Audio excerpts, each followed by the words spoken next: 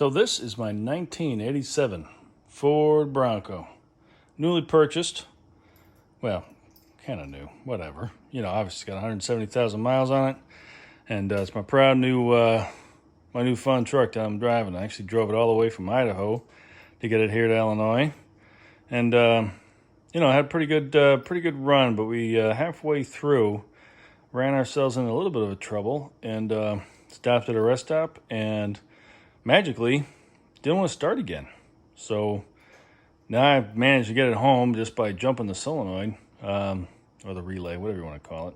And thank God for YouTube for that little piece of information. But now we're here and we're trying to figure out what the problem is, and going to take everyone on this little journey here together. So here we go.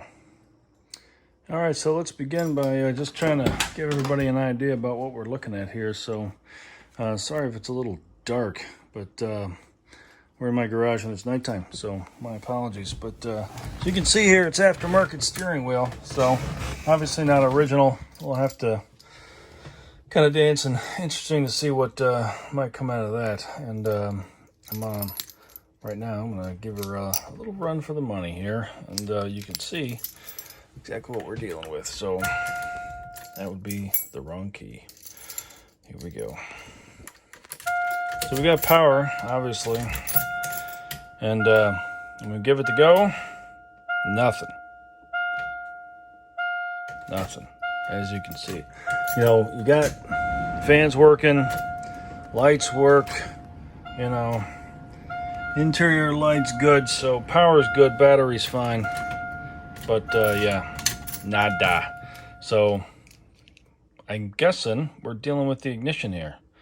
So we're gonna take a look under the hood here and just try to see with the, you know, with the light meter if we can figure out anything, and we'll go from there. Okay, so here we are looking at this baby. Got the hood popped. See, it's an old looking engine. Need some TLC once we actually figure out what's wrong with this thing. But first things first, I'm fortunate because the ignition's a little sticky, so I actually can put it into start position. It's in the start position right now, and yeah, obviously it ain't starting. So if I were to bridge these two terminals, which I've done before, yeah, it'll start, no problem. Well, kind of a problem. You gotta give it a little gas too, so it's kind of a two-person job at the moment, hence the reason I'm trying to fix this thing. And yeah, so my biggest issue seems to be, obviously I got the light tester here, so, you know, we're, yeah, nothing. Why am I nothing? You know what? Stupid. Oh, there we go. See? Oh, look, see, I'm so brilliant. Yep, there we go. Okay, so you can see, we've got power to this post coming over, and all these individual wires, we're all looking good there. But ignition, nada, zip, zero. And I'm thinking that's our problem. I'm thinking that that little post there, that little wire, this red job coming in here, looks like it's been done after the fact. Definitely not factory. And I think that could be the problem. We'll put the multimeter on there and see if when we're turning it, if we get anything. We'll get that here in a second. Okay, here we go. Checking out the multimeter here. We'll do a quick check on the battery. On the battery. 12.3334. You know, that's not great. Could be higher. Maybe I gotta charge this thing. It's not. That's been sitting around a little bit, so you know, we'll have to see if that's part of the problem here. Doubtful though, because we're not getting anything, like not even a mild click. So I don't think the battery charge is the problem. Could be better, definitely. So I got it stuck in the start position again, and the interesting thing here is when we drop this guy on here, I'm gonna reverse it because I'm stupid. So again, we can check here, looking at the other post, we got 12.29, so our wire's right in the way. Could use my helper, but he's busy watching something on Netflix. And yeah, so in the ignition, there you go, 0.05, which is practically nothing. But it's weird that it's not, it's a little weird it's not zero.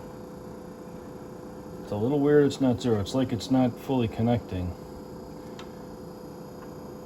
So definitely making me think the problem with that, maybe it's in the ignition switch, or maybe it's in the ignition wire. Maybe I got a short in the ignition wire. I'm not sure. But I don't think there's anything wrong with the solenoid, because if I, you know, like I said, I can jump these things, and so it's just definitely not there. And I don't think it's any of these fusible links or anything like that. Maybe it is. I'll have to tear into this column. I've been reluctant to do that. But I'll have to check into that. So the adventure continues. All right, so I'm going to take a little look inside here, and I'm going to apologize because in order to get in here to actually take a look at this thing, what we're looking to try to do is see inside. See if I can get this thing to focus actually into that area. That's where the ignition switch is, and we're going to run the key a couple times just to see if we can figure out, you know, if we're pushing that thing down, because the way this thing works is you can actually see it right here. This little job here, that guy, that's the ignition actuator rod, which everybody says on the interwebs thing breaks all the time. As you can see, it's pushing down, right? So it's moving. Maybe it's not moving enough. Maybe it's bent. I know some people have said it's bent. So I've tried a couple of things here. I'm gonna grab something real quick here. I can grab the my wrench. Yes, handy dandy wrench here, and you can actually, if you can reach in there, you know, it's hard to do with one hand, people, but you can grab this thing and you can push it down, and you can see it's interesting. It actually does not do anything, right? So the fan stops. It's trying to engage, but it is not sending any power to that relay.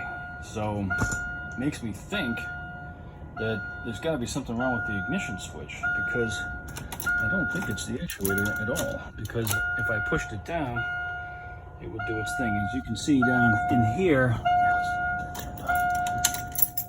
Your mind is dig in. Enjoy this ride, ladies and gentlemen. Yeah, so you can see deep within here, that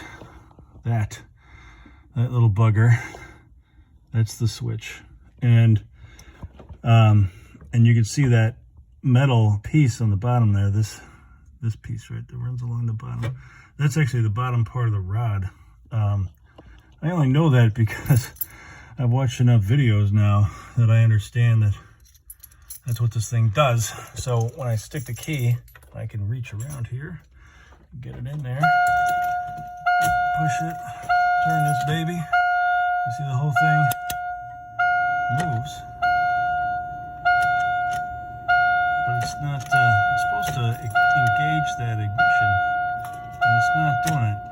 So I think we gotta pull this thing down and take a look and see in the wiring to see if we got a fault in there or something. Maybe the whole thing is bad, who knows. There's a whole bunch of other crap that doesn't work in this. You know, I don't have any power to the, I don't have any power, I don't have any indication on the engine temperature. I don't have any indication on fuel. The speedometer doesn't work. Although I think that's really just a matter of, it's not properly calibrated for the bigger tires on this thing. So anyway, oh my god, I'm not that limber anymore. So so that's what we got, folks. I think we're gonna have to get in there and see what's what. So all right, so that's where we're at right now. We're gonna dive into this thing, try to see what's going on. I'll have to try to figure out how to tear this thing apart without actually like completely tearing it apart. And then we'll try to see if we can figure out what's going on with that ignition. So if anyone has any ideas, feel free to let me know. I did try a bunch of other stuff. I messed around with the shifter, moved it down into neutral. I looked at the neutral safety switch and it appears to be working, although it's covered with oil. This thing leaks oil like a madman. It's crazy. So more problems to deal with. But you know, anyway, give me your advice, because I don't know what I'm doing. But we're gonna keep trying. Thanks.